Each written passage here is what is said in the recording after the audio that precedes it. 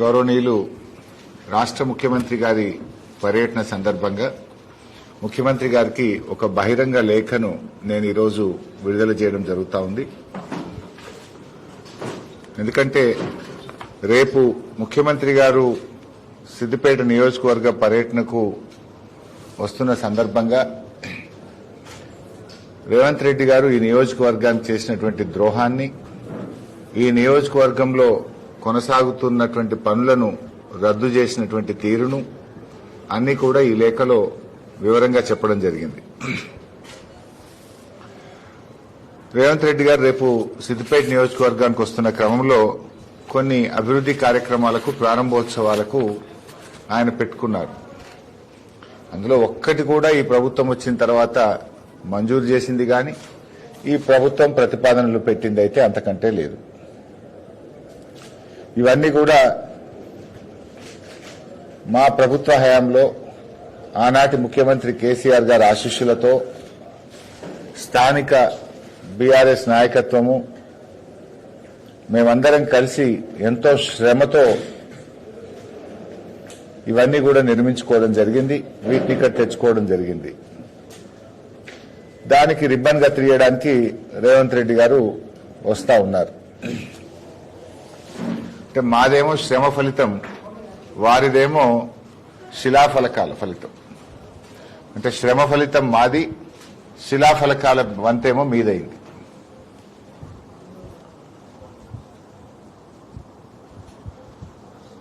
ఇలా మీరు ఈ రాష్ట్రంలో 2.5 సంవత్సరాల్లో ఎక్కడికి పోయినా బీఆర్ఎస్ ప్రభుత్వం ప్రారంభించిన కార్యక్రమాలు, మా హయాంలో పూర్తయినటువంటి వాటికి రిబ్బన్లు కత్తిరించడమే మీ వంతైంది. రేపు సిద్దిపేటలో ప్రారంభిస్తున్న ఆయిల్ పామ్ ఫ్యాక్టరీ 2021లోనే రాష్ట్ర ప్రభుత్వం జీవో ఇచ్చింది. 300 కోట్ల రూపాయలతోని ఈ ఫ్యాక్టరీని నాటి బీఆర్ఎస్ ప్రభుత్వం మంజూరు చేసింది, పనులు ప్రారంభించింది. సో ఆయిల్ పామ్ ఫ్యాక్టరీ ఈ ప్రాంతంలో రావడంలో కాళేశ్వరం ప్రాజెక్టు చాలా చాలా కీలకం. కాళేశ్వరం ప్రాజెక్టు లేకపోతే అసలు మనం ఈ ఆయిల్ పామ్ సాగు అనేది సిద్దిపేట ప్రాంతంలో మనం ఊహించలేం. కాళేశ్వరాన్ని కూలేశ్వరం అన్న రేవంత్ రెడ్డి, ఆయన చేతుల మీదుగా ఈ ఆయిల్ పామ్ ఫ్యాక్టరీ ప్రారంభం అవడం అనేది శోచనీయం. అట్లీస్ట్ ఇప్పటికన్నా కళ్ళు తెరువు రేవంత్ రెడ్డి. కాళేశ్వరం కూలేశ్వరం కాదు, కాళేశ్వరం తెలంగాణకు వరం. నువ్వు నర్మెటలో ఏ ఆయిల్ పామ్ ఫ్యాక్టరీ ప్రారంభిస్తున్నావో ఆ ఆయిల్ పామ్ ఫ్యాక్టరీకి కూడా 20 కోట్ల లీటర్ల కాళేశ్వరం జలాలే ప్రతి సంవత్సరం ఇవ్వడం జరుగుతుంది. ఆ నర్మెట పక్కనే కెనాల్ పోతా ఉంది. అక్కడ దాకా పోయి నెత్తి మీద నీళ్లు జల్లుకొని నీ పాప పరిహారం చేసుకో. ఆ రోజుల్లో మేము కాళేశ్వరం ప్రాజెక్టు కట్టేటప్పుడు మల్లన్న సాగర్ను అడ్డుకోవడానికి 2 రోజులు నువ్వు అడ్డం పండుకున్నావాడ. నువ్వు అడ్డం పండుకున్నా, హైకోర్టులో కేసులేసినా, ప్రాజెక్టును నువ్వు ఎన్ని రకాలుగా అడ్డుకోవాలని ప్రయత్నం చేసినా, మొక్కవోని దీక్షతో ఆ రోజు మేము ఈ ప్రాజెక్టులు పూర్తి చేసినాం. ఈ జిల్లా రైతాంగానికి కాళేశ్వరం జలాలు అందించిన ఘనత బీఆర్ఎస్ ప్రభుత్వంది, కేసీఆర్ గారిది. అడ్డం పండుకున్నది నువ్వు, కాళేశ్వరం అడ్డుకున్నది నువ్వు, కోర్టుల్లో కేసులు వేసింది మీరు. కానీ మొక్కవోని దీక్షతో ఈ ప్రాజెక్టు పూర్తి చేసినాం. ఇవాళ ఈ ప్రాంతంలో ఆయిల్ పామ్ సాగైతుందంటే, ఇవాళ ఈ ప్రాంతంలో ఆయిల్ పామ్ ఫ్యాక్టరీ వచ్చిందంటే, రైతులు బంగారం లాంటి పంటలు పండిస్తున్నారంటే ఇదంతా కాళేశ్వరం ప్రాజెక్టు వల్లే. ఇప్పటికైనా చిల్లర మాటలు మానుకో. ఇవాళ అర్థమైందా? నిన్నటిదాకా కాళేశ్వరం కూలేశ్వరం అన్నావు. ఇవాళ నువ్వు ఆ కాళేశ్వరం జలాల మీద పండిన పంటకు, కాళేశ్వరం జలాల మీద పెట్టిన ఫ్యాక్టరీకి నీ చేతుల మీదుగా రిబ్బన్ గా తీస్తున్నావు. ఇప్పటికైనా స్టోరీ తెచ్చుకో. అయితే నేను ఇందాక ఒక మాట చెప్పడం జరిగింది. ముఖ్యంగా మాదేమో శ్రమ ఫలితం, మీదేమో శిలాఫలకం. ఎందుకు ఈ మాట అన్నా అంటే, ఆయిల్ పామ్ ఫ్యాక్టరీ 300 కోట్లతో మంజూరు చేయడానికి చాలా శ్రమపడ్డాం. కాళేశ్వరం జలాల కోసం భూసేకరణలో గాని, ప్రాజెక్టు నిర్మాణంలో గాని ఎంతో శ్రమపడ్డాం. మొక్కలు తెప్పించి ఒక్కొక్క రైతును ఒప్పించి మెప్పించి మా నాయకులందరితో కూడా ఇక్కడ ఉన్న వాళ్ళందరితో కూడా కాలుష్యం నేను ఆయిల్ పామ్ మొక్కలు పెట్టించాను. ఆ రోజు రైతుల్లో భరోసా కల్పించాం. మొక్కలు పెట్టించడంలో కానీ, అదేవిధంగా కాళేశ్వరం ప్రాజెక్టు పూర్తి చేయడంలో కానీ, ఆయిల్ పామ్ ఫ్యాక్టరీకి అవసరమైన 62 ఎకరాల భూమిని కూడా సేకరించి ఆ రోజు అక్కడ వారికి అప్పచెప్పాము. ఆ రోజు శ్రీకాంత్ రెడ్డి ఎంపీపీగా ఉండే అక్కడ అప్పుడు మా సర్పంచ్ మేమందరం కష్టపడి 62 ఎకరాల భూమి సేకరించి ఆయిల్ పామ్ కంపెనీకి టీజీఐఐసి ద్వారా ఆ భూములు కేటాయించాం. తర్వాత LSM 9 కెనాల్ పొడిగించి అక్కడ ఒక వాటర్ పాండ్ 20 కోట్ల లీటర్ల నీళ్లు బట్టే పాండ్ కూడా నిర్మించి నీళ్లు కూడా అందించాం. అడుగడుగున ఆ ప్రాజెక్టు నిర్మాణంలో ఆయిల్ ఫామ్ ఫ్యాక్టరీ రావడంలో అణువణువున కూడా దాంట్లో కృషి చేశాం. ఇవాళ ఇండియాలో ది బెస్ట్ ప్లాంట్, ఆ టెక్నాలజీని మలేషియన్ టెక్నాలజీ వాడాలని, జీరో లిక్విడ్ డిశ్చార్జ్ ఉండాలని, దానికి అవసరమయ్యే విద్యుత్తు దాని వ్యర్థాల నుంచి ఆ ఫ్యాక్టరీలోనే విద్యుత్ ప్లాంట్ పెట్టాలని, అదేవిధంగా రిఫైనరీ కూడా పెట్టాలని, ఇవన్నీతో కూడిన DPR ను ఆనాటి ప్రభుత్వం ఆమోదించింది. The best plant in the country అంటే ఎంతో ముందు చూపుతోని ఈ ఫ్యాక్టరీకి ఆ రోజుల్లో మేము రూపకల్పన చేశాం. అది ఈ రోజు మీరు ప్రారంభిస్తున్నారు. అందుకే అన్నాను, మాది శ్రమ ఫలితం, మీది శిలాఫలకం అని. సో ఆయిల్ పామ్ ఫ్యాక్టరీ 300 కోట్ల నిర్మాణంలో, ఆయిల్ పామ్ పంట ఈ ప్రాంతానికి రావడంలో అది బీఆర్ఎస్ ప్రభుత్వం చేసినటువంటి కృషి. రెండవది, ఒక 4 భవనాలు ఈరోజు రేవంత్ రెడ్డి గారు ప్రారంభిస్తున్నారు. ఈ 4 నేను ఆరోగ్య శాఖ మంత్రిగా ఆ రోజు మంజూరు చేసి నిర్మాణం పూర్తి చేసినాయి. ఒకటి సెంట్రల్ డ్రగ్ స్టోర్, ఆసుపత్రులకు ఇచ్చే మందులు హైదరాబాద్ నుంచి రావాలంటే ఆలస్యం అవుతుందని ఆ సెంట్రల్ డ్రగ్ స్టోర్ సిద్దిపేటలోనే పెట్టాలని నిర్మించినాం. సెంట్రల్ డ్రగ్ స్టోర్ అక్కడ పోయింది.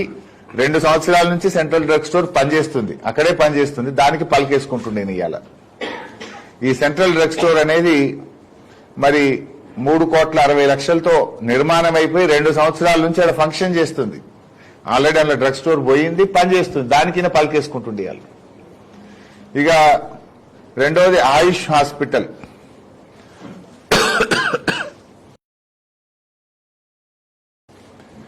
ఈ ఆయుష్ హాస్పిటల్ అనేటువంటిది ఆ రోజు నేను దీన్ని ఆరోగ్య శాఖ మంత్రిగా ఉన్నప్పుడు ఈ ఆయుష్ హాస్పిటల్ ని మంజూరు చేయడం జరిగింది. ఈ ఆయుష్ హాస్పిటల్ దాదాపు 25 కోట్ల రూపాయలతోని మంజూరు చేశాం. ఆల్రెడీ ఆయుష్ హాస్పిటల్ పూర్తయింది, అక్కడ ఓపీ నడుస్తా ఉంది. దానికి నువ్వు పలికేసుకుంటున్నావు, ఇవాళ శిలా పలికేసుకుంటున్నావు. దానికి ఇంకా పూర్తి స్థాయి సిబ్బంది నియామకం చేయలే, నువ్వు దాన్ని ఫుల్లీ ఫంక్షనల్ చేయలే, దాన్ని ఏమీ పట్టించుకోలే, కానీ పలక మాత్రం వేసుకుంటున్నావు. నడుస్తున్న దానికి పలికేసుకుంటున్నావు ఆయుష్ హాస్పిటల్కు. ఇంకొక 2 PHCలు. ఆ రోజు నేను ఆరోగ్య శాఖ మంత్రిగా ఉన్నప్పుడు వాగవతల గ్రామాల్లో కూడా ఒక ఆసుపత్రి ఉండాలి, అక్కడ ప్రజలకు ఆరోగ్య కేంద్రం ఉండాలని చెప్పి ఒక ప్రైమరీ హెల్త్ సెంటర్ను గట్లమల్యాల గ్రామంలో 1,43,00,000తో మంజూరు చేసి పూర్తి కూడా చేశాం. ఎన్నికల కోడ్ రావడం వల్ల నేను ప్రారంభం చేయలేదు. ఆల్రెడీ డాక్టర్ అపాయింట్ అయినరు, అది ఫంక్షనల్ ఉంది, ఆ ఊర్లో నడుస్తున్నది. దానికి పలికేసుకుంటున్నాం. మరొకటి మా మున్సిపల్ చైర్మన్ మంజులా రాజనర్స్ గారు కోరితే అర్బన్ ప్రైమరీ హెల్త్ సెంటర్ ఒకటి టౌన్ లో మంజూరు చేశాం. 1,43,00,000 రూపాయలతో urban primary health centre sanction చేసిన ఆ రోజు ఆరోగ్య మంత్రి గారిని శాంక్షన్ చేసిన, అది నిర్మాణం అయిపోయింది. దానికి పలికేసుకుంటున్నాం. ఈ 4 పనులు ఆనాడు ఆరోగ్య శాఖ మంత్రిగా నేను మంజూరు చేసి పనులు పూర్తి చేస్తే పలకలేసుకుంటున్నాడు. అంతకుమించి నువ్వు చేసింది అయితే ఏమీ లేదు. ఆయిల్ పామ్ ఫ్యాక్టరీ పెద్దలు కేసీఆర్ గారి ఆశీస్సులతో మొక్కలు గాని, ఫ్యాక్టరీ గాని, కాళేశ్వరం జలాలు గాని అన్ని కేసీఆర్ గారి ఆశీస్సులతో ఆనాడు మా ప్రభుత్వం చేసిందే. ఇకపోతే జిల్లా జైలు 78 కోట్ల రూపాయలతో ఒక అద్భుతమైన జైళ్లు సిద్దిపేటలో నిర్మించాం. మేము ఆలయాలు నిర్మించాం, విద్యాలయాలు నిర్మించాం, రిజర్వాయర్లు నిర్మించాం, రహదారులు నిర్మించాం. ఆసుపత్రులు నిర్మించాం, జైలు కూడా నిర్మించాం. ఆ రోజు నా ఆలోచన ఏముండే అంటే ఆర్డీఓ ఆఫీస్ దగ్గర జిల్లా జైలు ఉంది, ఆ స్థలము మున్సిపాలిటీకి ఇవ్వాలని, భవిష్యత్తులో మున్సిపాలిటీ పెరుగుతూ ఉంది కనుక మున్సిపల్ ఆఫీస్ సరిపోతలేదు, అక్కడ ఒక మంచి షాపింగ్ కాంప్లెక్స్, మున్సిపల్ ఆఫీస్ కూడా ఎక్స్టెన్షన్ కట్టాలని చెప్పి జిల్లా జైలు కూడా సరిపోక అప్పుడప్పుడు ఖైదీలను కరీంనగర్ కు చెర్లపల్లికి పంపుతా ఉన్నారు అని నేను కేసీఆర్ గారి దృష్టికి తీసుకుపోయి 78 కోట్లు జైలుకు మంజూరు చేయించాం. అసలు ల్యాండ్ దొరకలేదు. అప్పుడున్న మా ఎన్సాన్పల్లి సర్పంచ్ గారు, ఎంపీటీసీ గారు వాళ్ళందరినీ పిలిచి బతిలాడి అప్పుడున్న ఎంఆర్ఓ, ఆర్డీఓ, కలెక్టర్, మా సుడా చైర్మన్ రవీందర్ రెడ్డి వీళ్ళందరం కూడా కష్టపడి ఆ 30 ఎకరాలు అక్కడ భూమిని సేకరించి మేము జిల్లా జైలుకు ఇచ్చాం. ఆ భూసేకరణకు ఎంతో కష్టపడ్డాం. 30 ఎకరాల భూమి సేకరించి మేము ఆ జిల్లా జైలుకి ఇచ్చి 78 కోట్లు మంజూరు చేయించి కట్టించింది మేము, శిలాపలకేసుకుంటున్నది మీరు. సరే, ఆ జైలు నిర్మాణంలో ఆ రోడ్డు కూడా లేకుండా దానికి రోడ్డు వేయించినాం, భూసేకరణ చేసినాం, నిధులు మంజూరు చేసినాం. ఇప్పుడు 2 ఏళ్లైంది అది పూర్తయి. 2 ఏళ్ల నుంచి నువ్వు రాక ఇనాగ్రేషన్ కు టైం ఇయ్యాక 2 ఏళ్ల తర్వాత నువ్వు అది కూడా నడమెట్లో కూర్చొని దానికి ఆన్నే పలికేసుకుంటున్నావు. ఆ పలక తెచ్చి ఫిట్ చేసుకుంటావు. సరే చేసుకో, నాకేమీ జలసీ లేదు. నువ్వు ముఖ్యమంత్రి చేసుకుంటే చేసుకో, దానికేం అభ్యంతరం కూడా లేదు. కానీ శ్రమ ఎవరిది, పలకం ఎవరిది అనేది నేను చెప్పే ప్రయత్నం చేస్తున్నా. శ్రమ ఎవరిది, శిలాఫలకం ఎవరిది? ఇలా ఆయిల్ పామ్ ఫ్యాక్టరీ అయినా, జిల్లా జైలు అయినా, ప్రైమరీ హెల్త్ సెంటర్లు అయినా, ఆయుష్ హాస్పిటల్ అయినా, టీఎస్ఎంఐడిసి సెంట్రల్ డ్రగ్ స్టోర్ అయినా ఇవన్నీ మా ప్రభుత్వ హయాంలో మంజూరు చేసి పూర్తయినాయి. అండర్ గ్రౌండ్ డ్రైనేజ్ కూడా మా ప్రభుత్వమే ఇచ్చింది. ఆ రోజు ఆర్థిక శాఖ మంత్రిగా దీని ఎక్స్టెన్షన్ కోసం కూడా నేనే ఆ రోజు ప్రతిపాదనలు తయారు చేసి ఫైనాన్స్ డిపార్ట్మెంట్ నుంచి అమృత్ స్కీమ్ లో ఫేజ్ 2 కింద కేంద్ర ప్రభుత్వానికి ప్రతిపాదనలు పంపాం. అన్ని లెటర్లు ఉన్నాయి. ఆ రోజు పంపిన డిపిఆర్ గాని, నా లెటర్ గాని, నేను మంత్రిగానే ఆ రోజు తయారు చేసి పంపినటువంటి అన్ని డాక్యుమెంట్స్ కూడా నా దగ్గర ఉన్నాయి. అవసరమైనప్పుడు బయట పెడతా. అన్ని పంపించి extension of under ground drainage కూడా మేం మంజూరు చేసిందే. దానికి కూడా నువ్వు సరే మీ ప్రభుత్వం వచ్చినాక కేంద్రం క్లియర్ చేస్తే దానికి పలకేసుకుంటున్నావు, అభ్యంతరం లేదు, వేసుకోండి.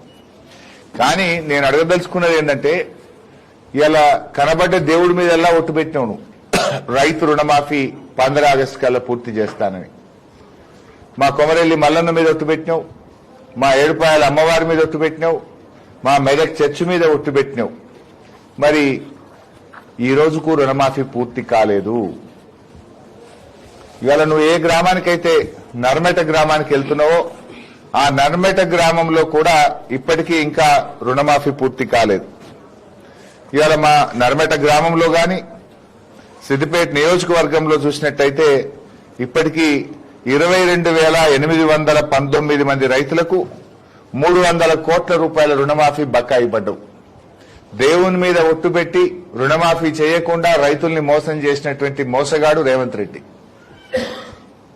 నువ్వు ఇవాళ సిద్దిపేట నియోజకవర్గంలో 300 కోట్ల రూపాయల రుణమాఫీ పెండింగ్ లో ఉంది. దేవుళ్ల మీద ఒట్టుపెట్టి చెప్పినావు. సిద్దిపేట పాత బస్టాండ్ కాడ మీటింగ్ పెట్టినప్పుడు కూడా రుణమాఫీ పూర్తి చేసుకునే వస్తా సిద్దిపేటకు అన్నావు. మరి ఏ మొహం పెట్టుకొని వస్తున్నావు? అయిందా రుణమాఫీ? ఒక నర్మెట గ్రామంలోనే ఎంతమంది ఉన్నారు శ్రీకాంత్? ఎంతమందికి కావాలి అని ఒక క్వశ్చన్ అడిగినా. 350 మందికి ఒక నర్మెట గ్రామంలో ఎక్కడైతే ఆయిల్ పామ్ ఫ్యాక్టరీ ఉందో ఆ గ్రామంలోనే ఇంకా 350 మందికి రుణమాఫీ కాలేదు.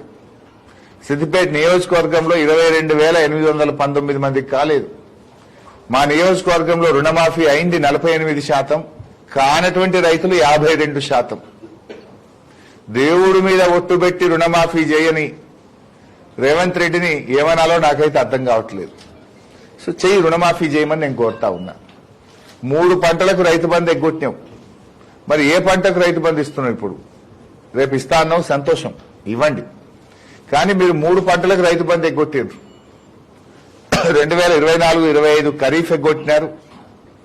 రబీలో 3 ఎకరాల వరకే ఇచ్చారు. ఇప్పుడు ఈ పంట రబీకి కూడా ఇంతవరకు రైతు బంధు రాలేదు. మరి 3 పంటలకు మీరు రైతు బంధు ఎగ్గొట్టారు. ఏ పంటకు రైతు బంధు ఇస్తున్నారు?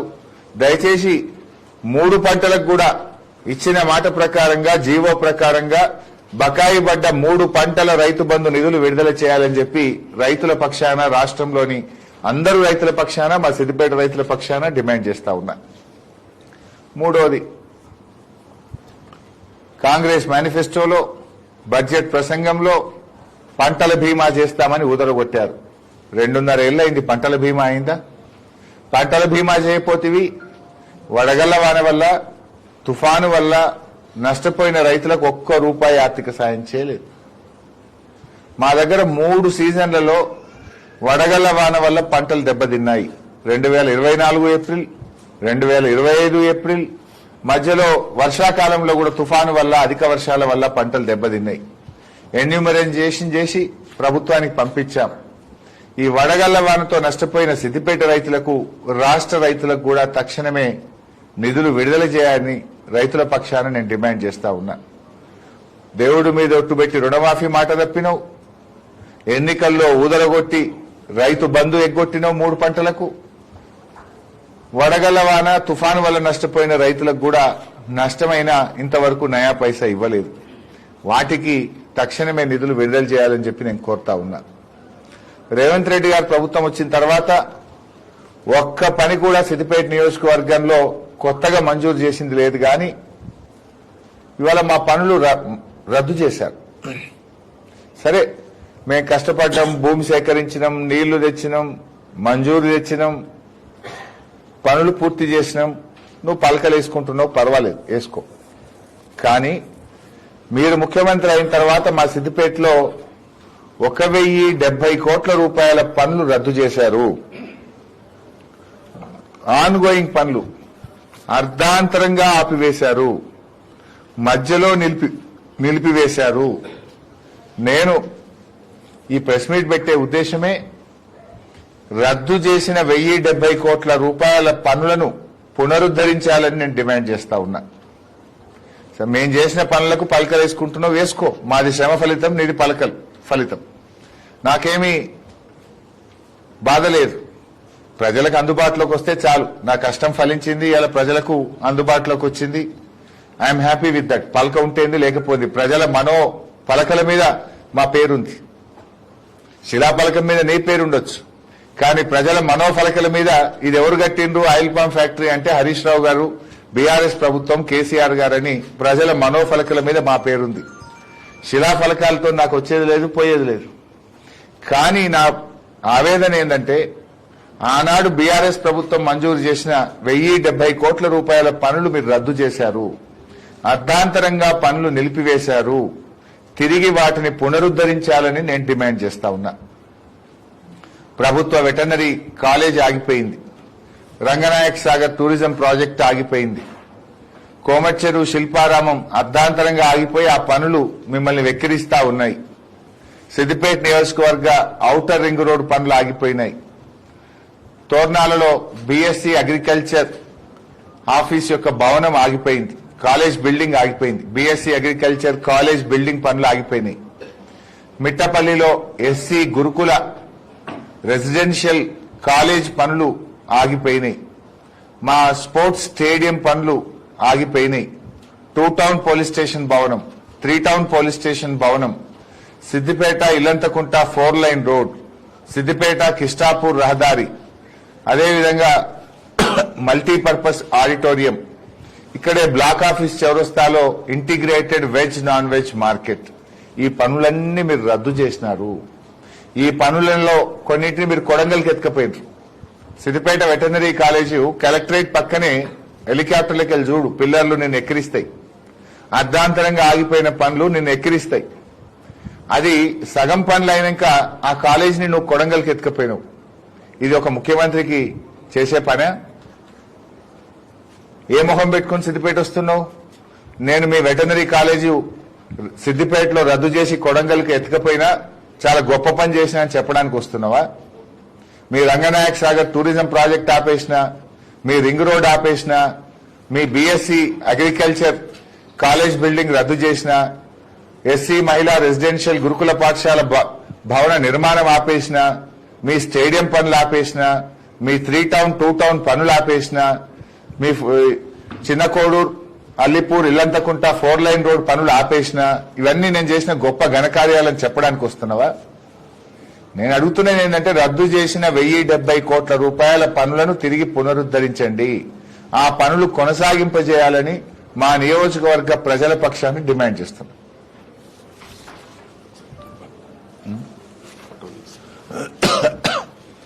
తర్వాత సర్లే మస్తు ఉన్నాయి కానీ మళ్ళీ మాట్లాడాల్సి వస్తుంది కదా. రైట్.